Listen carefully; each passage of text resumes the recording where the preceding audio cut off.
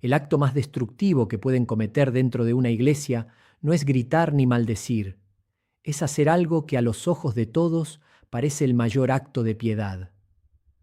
Caminar por el pasillo central, llegar al altar y extender las manos para recibir a Cristo, teniendo el alma manchada por un pecado mortal que no han querido confesar.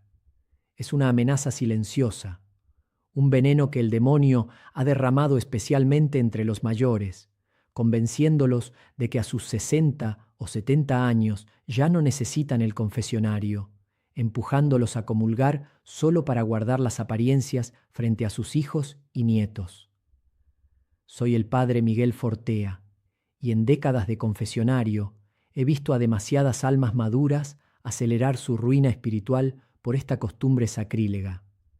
Si quieren ser parte de una comunidad de católicos que no se rinden ante la mentira del mundo y buscan la verdad, cueste lo que cueste, suscríbanse a este canal y activen la campana. Y antes de continuar, les pido que dejen en los comentarios una breve petición sincera a Dios, pidiéndole el valor de enfrentar sus propias miserias sin excusas. Les digo esto sin adornos, porque los quiero y me importa profundamente la salvación de sus almas, y porque entiendo muy bien a quién nos estamos enfrentando. El demonio nos tiene una envidia feroz, porque él jamás podrá recibir a Cristo. Jamás. Pero escúchenme bien, su mayor triunfo no es alejarte de la misa. Su mayor triunfo, su obra maestra de engaño, es convencerte de que te acerques a comulgar con el alma podrida por el pecado mortal. Y lo que más me duele como sacerdote, lo que me quita el sueño, es ver cómo esto se ha vuelto una pandemia silenciosa, precisamente entre quienes deberían ser el ejemplo. No hablo de los jóvenes confundidos que no pisan una iglesia. Hablo de ustedes, de los hombres y mujeres de 60 años en adelante, de los abuelos, de los padres de familia que llevan décadas sentándose en las mismas bancas de nuestras parroquias mexicanas. Imaginen la escena, porque la veo todos los domingos. Es mediodía, la iglesia está llena, una familia entra junta, el abuelo, los hijos, los nietos. Llega el momento de la comunión, todos se levantan. Y el abuelo, o la abuela, que lleva meses albergando un rencor venenoso contra un hermano por una herencia, que lleva años sin pisar un confesionario, que quizá consiente bajezas en la intimidad de su hogar o destruye reputaciones con la lengua.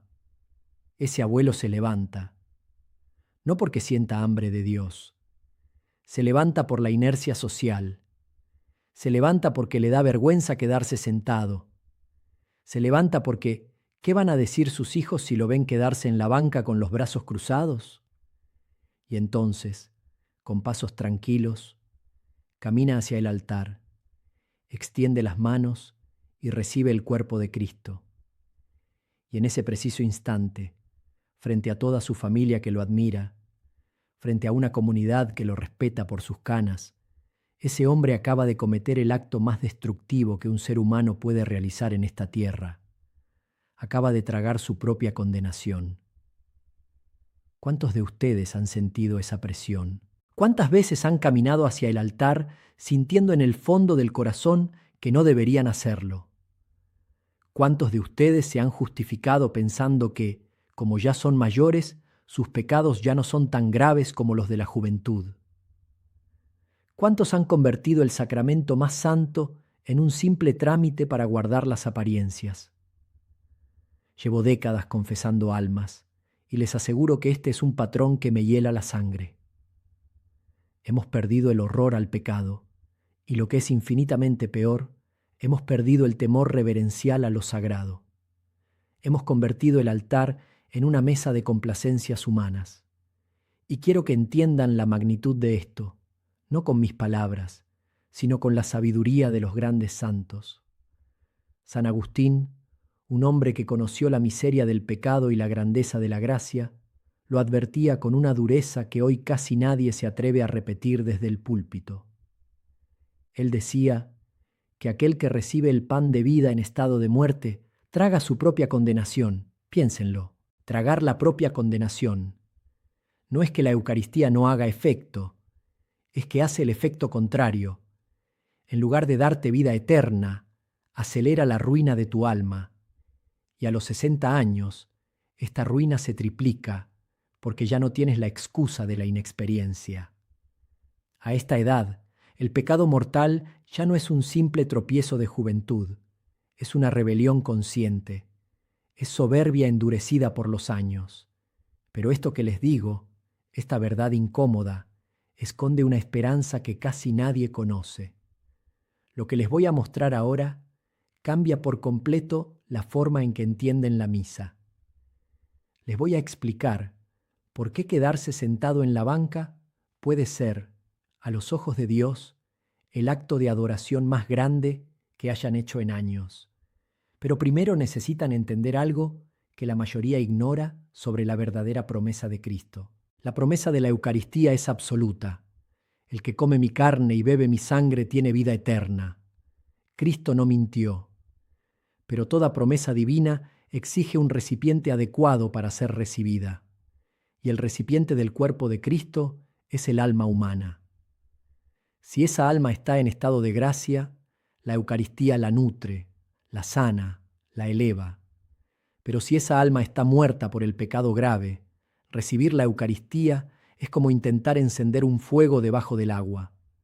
Peor aún, es una profanación directa. San Agustín en sus Confesiones habla del peso aplastante del pecado continuado.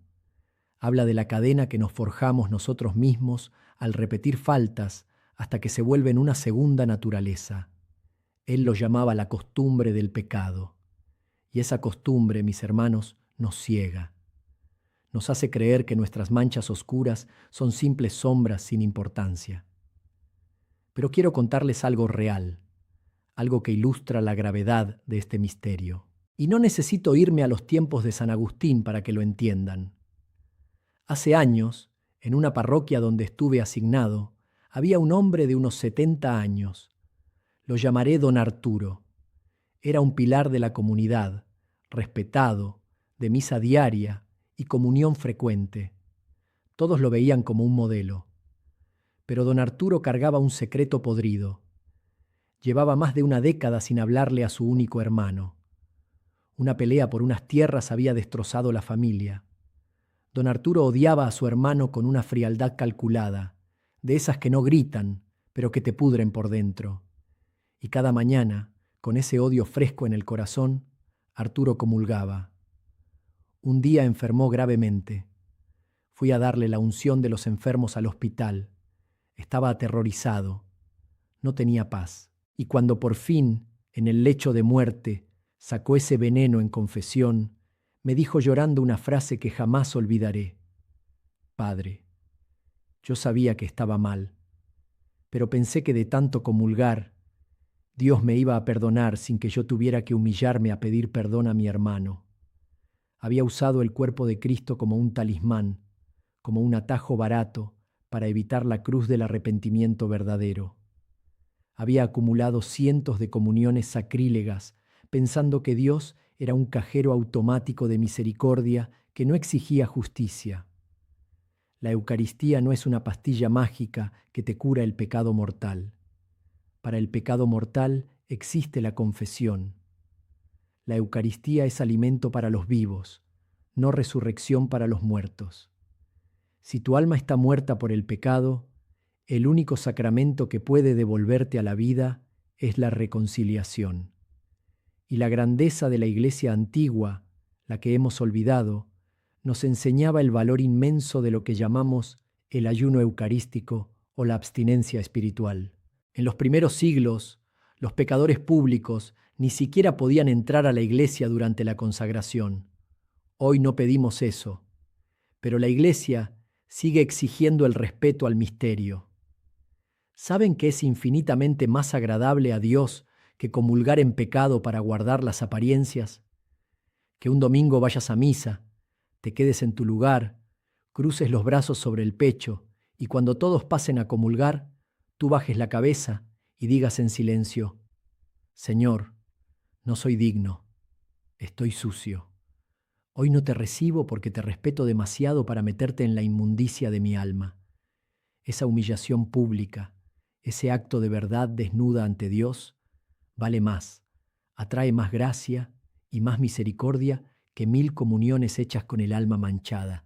Esa es la práctica a la que los llamo.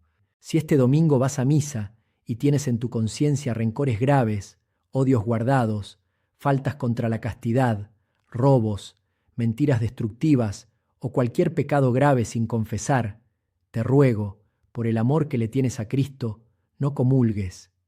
Quédate en la banca, cruza los brazos, soporta las miradas extrañadas de tu familia. Esa incomodidad es tu cruz, esa vergüenza temporal es el inicio de tu sanación. Pero eso es solo la mitad de la historia. El problema de fondo es por qué tantos católicos mayores llegan a esta situación de tibieza. Lo que viene ahora es lo que realmente necesitan entender sobre el engaño de la edad madura. Con el paso de los años, el demonio cambia de estrategia. Cuando eres joven, te tienta con pasiones desbordadas. Pero cuando llegas a los 50, a los 60, a los 70 años, la tentación se vuelve mucho más sutil y mucho más peligrosa. El demonio ya no necesita empujarte a grandes escándalos. Le basta con adormecer tu conciencia. Le basta con susurrarte al oído que tus pecados ya no importan, que como ya no tienes las fuerzas de la juventud, tus faltas son menos graves, que el simple hecho de ir a misa y no hacerle daño a nadie, según tu propio criterio, ya te garantiza el cielo. San Agustín, en su obra La ciudad de Dios, describe magistralmente cómo el alma que se acostumbra al pecado pierde la sensibilidad espiritual. Se vuelve como un miembro gangrenado que ya no siente dolor, pero que está esparciendo la muerte por todo el cuerpo. A esta edad, mis hermanos, la ignorancia ya no es una excusa. Cuando llevas 60 años siendo católico, cuando has escuchado el Evangelio miles de veces, tus pecados no son por falta de conocimiento, son por elección, son por comodidad, son por esa soberbia silenciosa que dice: Dios me tiene que entender porque yo ya he sufrido mucho. Y quiero que presten mucha atención a esto, porque aquí radica la tragedia de tantas familias. Piensen en una abuela, llamémosla Doña Carmen. Es una mujer que reza el rosario, que tiene altares en su casa, que exige respeto a sus nietos. Pero Doña Carmen tiene una lengua destructiva. En las reuniones familiares, critica sin piedad a sus nueras, siembra cizaña entre sus hijos, destruye reputaciones con chismes envueltos en supuestas preocupaciones. Su casa, que debería ser un santuario de paz, es un campo minado de juicios. Y sin embargo, cada domingo, Doña Carmen es la primera en la fila de la comunión. Sus hijos lo ven, sus nietos lo ven. Ven el contraste brutal entre la mujer que traga a Cristo el domingo y la mujer que escupe veneno el lunes.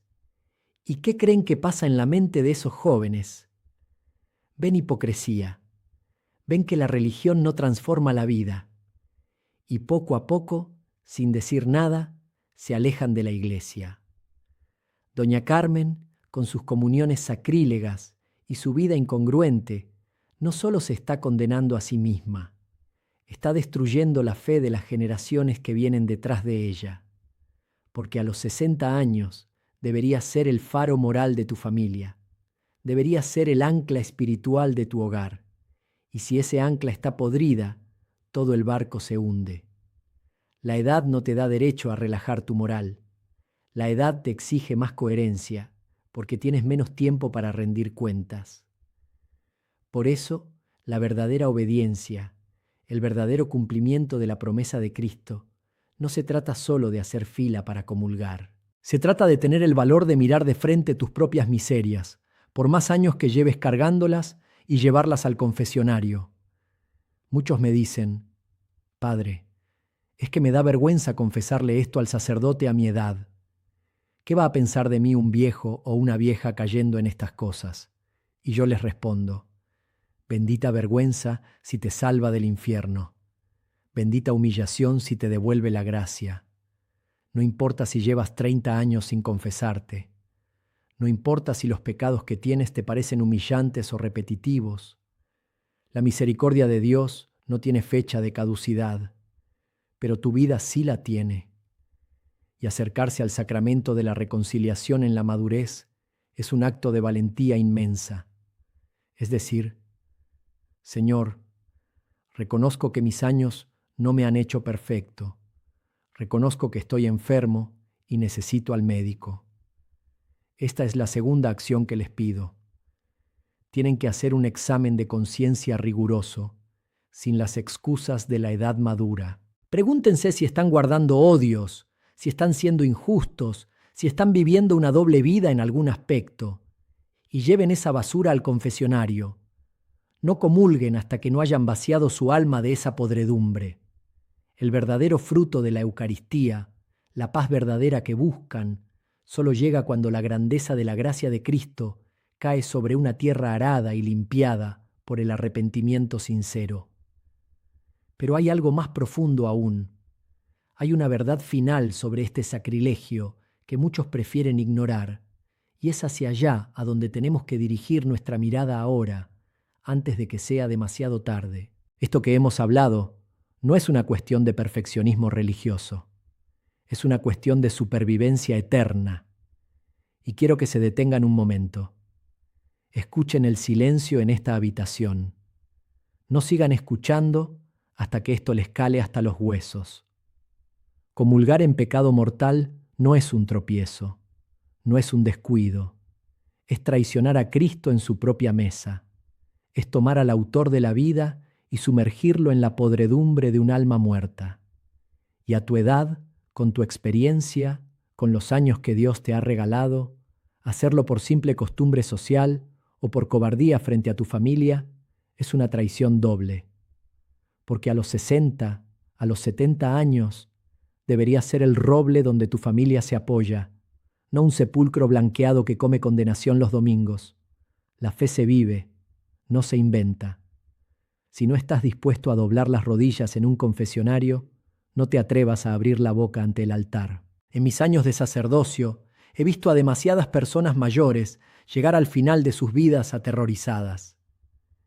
He visto a hombres y mujeres temblar en sus lechos de muerte, porque de pronto, cuando el ruido del mundo se apaga, la realidad del juicio de Dios se presenta clara y terrible. He visto lágrimas de desesperación de quienes pasaron décadas fingiendo ser santos frente a sus familias mientras sus almas se pudrían en secreto. Pero también he visto milagros. He visto a hombres de 80 años llorar como niños en el confesionario, soltando el peso de 50 años de rencores. He visto la paz verdadera inundar rostros arrugados cuando por fin, después de décadas de comuniones falsas, reciben a Cristo con el alma verdaderamente limpia. Ese es el milagro que Dios quiere para ustedes. No quiere apariencias.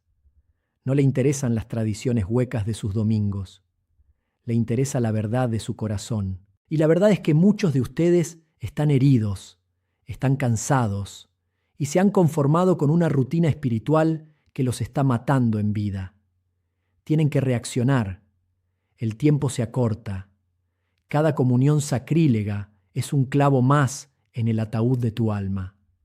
Dios no te pide que seas intachable por tus propias fuerzas. Te pide que seas honesto con tu miseria y que busques la cura donde Él la dejó. Así de grave es esto, así de simple. Es una elección entre la vida y la muerte. Una elección que renuevas cada vez que te acercas al pasillo central de tu parroquia. Todo se reduce a esto. La Eucaristía recibida con un alma muerta no te da la vida, te sella la condena, pero una sola comunión, recibida con un alma verdaderamente purificada, tiene el poder de sanar los errores de toda una vida. Esta semana, antes de que llegue el domingo, quiero que tomen una acción concreta. No lo dejen para después. Van a sentarse en silencio en sus casas. Van a repasar honestamente su conciencia. Si descubren que llevan meses o años comulgando en estado de pecado grave, van a buscar los horarios de confesión de su parroquia. Y van a ir, sin excusas, sin miedo al qué dirán. Y si no alcanzan a confesarse antes de la misa del domingo, les pido, les exijo como sacerdote, que se queden en su lugar. No comulguen, crucen los brazos y hagan una comunión espiritual pidiendo el perdón de Dios. Esa será la mejor preparación para su confesión. Señor Jesucristo, te pido hoy por estas almas maduras que me escuchan. Tú conoces el peso de los años, conoces las debilidades acumuladas y el miedo al juicio ajeno. Te pido que envíes tu Espíritu Santo para arrancar de sus corazones la ceguera de la costumbre y la soberbia de la edad. Dales el valor para enfrentar sus miserias en el confesionario, para no profanar más tu cuerpo y tu sangre, y concédeles la humildad de preferir la vergüenza ante los hombres que la condenación ante tus ojos. Que María Santísima, refugio de los pecadores, los tome de la mano y los lleve de regreso a la gracia verdadera, para que sus familias vean en ellos un testimonio de conversión y no de hipocresía. Amén. Si lo que escucharon hoy les tocó el corazón, si sintieron que esta verdad sacudió su conciencia, les pido que se suscriban a este canal.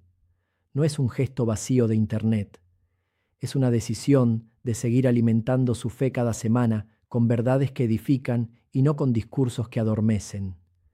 Activen la campana para que no se pierdan nada de lo que compartimos. Y en los comentarios, quiero que me cuenten algo con honestidad. ¿Cuál es el mayor obstáculo que sienten para acercarse a la confesión después de tanto tiempo? Escríbanlo. Los leo todos. Y muchas veces sus comentarios me inspiran para los temas que trato aquí, para seguir acompañándolos en este camino. Que Dios Todopoderoso los bendiga, los proteja y les dé la valentía enorme de vivir en la verdad, sin apariencias y sin miedo. Que purifique sus corazones para que sean verdaderos sagrarios de su presencia. Que María Santísima interceda por cada uno de ustedes y por sus familias, cubriéndolos con su manto. En el nombre del Padre, del Hijo y del Espíritu Santo. Amén.